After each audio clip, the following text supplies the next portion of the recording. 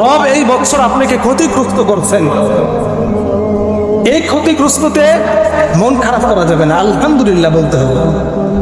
রব সাময়িক সময়ের জন্য তাকে আল্লাহ তাআলা কিছু ধন দৌলত দিয়ে পরীক্ষা করে, যে আল্লাহ তাআলা শুধু আমাদেরকে না, প্রত্যেকটা পয়গম্বরকে আল্লাহ তাআলা পরীক্ষা করছেন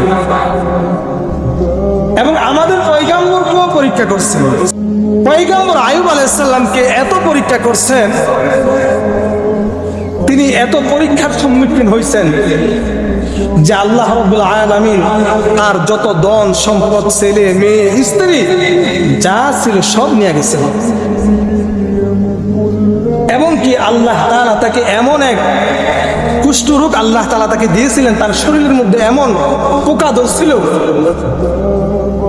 যে তার পুরো শরীরের মধ্যে পোকা ধরে তার শরীর থেকে এত দুর্গন্ধময় অবস্থা হয়ে গেছে। এক পর্যায়ে তাকে নিয়ে সকলে মিলে জঙ্গলের মধ্যে ফেলে দিয়ে আছে।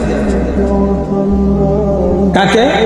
একজন নবীকে, একজন পয়গম্বরকে আল্লাহ তাআলা এত বড় পরীক্ষা করছেন যে তার শরীরের মধ্যে এত পরিমাণ পোকা দিচ্ছেন, দুর্গন্ধে অতিষ্ঠ হয়ে সবাই তাকে জঙ্গলে ফেলে দিয়ে আছে। ওই সময়ে পয়গম্বর আইয়ুব ওই সময়েও কখনো আল্লাহ তাআলার বর্গ থেকে, সবর থেকে এক কদমে পিছলাও হয়নি। পয়গম্বর আইয়ুব শেষ বাক্যটা তার এরকম ছিল, আল্লাহ তুমি আমাকে আমার পুরো শরীরে পোকা দিচ্ছ, কোনো দুঃখ নাই, কোনো কষ্ট নাই, আলহামদুলিল্লাহ, তোমার কাছে যেটা ভালো মনে হয়েছে এটা তুমি করছো।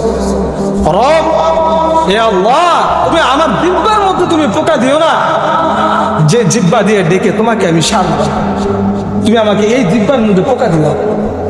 আল্লাহ রাব্বুল আলামিনের কাছে তার এই কথাটা অনেক বড় পছন্দ হয়েছে। বলছেন, আইয়ুব তোমাকে আমি আল্লাহ তাআলা এত বড় পরীক্ষার সম্মুখীন করছে, তুমি একটা বারের জন্য আমি রবের উপরে তুমি কখনো ধৈর্য হারা হও নাই, আমি রবের উপরে কখনো তোমার কোনো অভিযোগ ছিল না। আইয়ুব, আমি আল্লাহ তাআলা আমি তোমাকে পরিপূর্ণ শিফা দিয়ে দিলাম। সুবহানাল্লাহ। আইয়ুব আলাইহিস সালামকে পরিপূর্ণ আল্লাহ তাআলা সুস্থ বানিয়ে দিয়েছেন। সুবহানাল্লাহ। তো ধৈর্য এমন এক জিনিস, আল্লাহ তাআলা ধৈর্যের পরীক্ষা আমাদেরও আসতে পারে।